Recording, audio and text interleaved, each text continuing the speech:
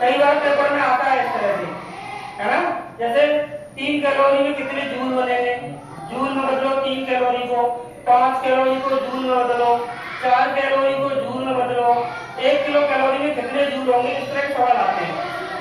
तो आपको एक चीज तो बताइए, बुक में दी हुई है, 1 कैलोरी कितने जूल के बराबर होती है? 4.18 जूल। 4.18 जूल, इतना तो पता है ना।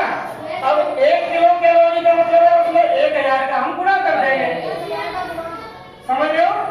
1000 का गुणा करेंगे तो आएगा 4180 जूल। अगर इस तरह से ऑप्शन आता है तो इस पर टिक कर दोगे। कई बार ऐसे ऑप्शन नहीं आता, इस तरह से नहीं आता है। 1000 का मतलब 10 की पावर 3 लिख सकते हैं इसका, 10 की पावर 3 कैसे लिख सकते हैं? 10 की पावर 3 का मतलब क्या है? 10 into 10 into 10। अब इन तीनों को गुणा करेंगे तो 1000 आ जाएगा, समझ गया। तो इसको ऐसे भी लिख सकते हैं, तो हमने यहाँ पे ऐसे लिख के दिखाया आपको।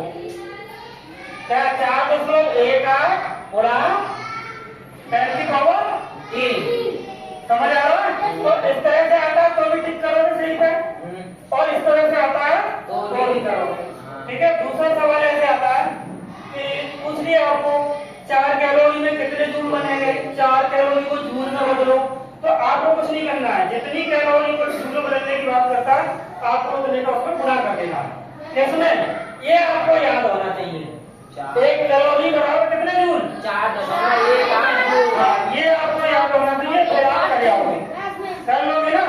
5 कैलोरी का हमने बताया आपको, 5 को गुणा कर दिया, ठीक है ना।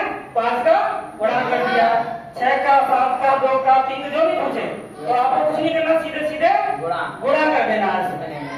समझ गए? सबको समझ आ गया? कर लोगे। अगर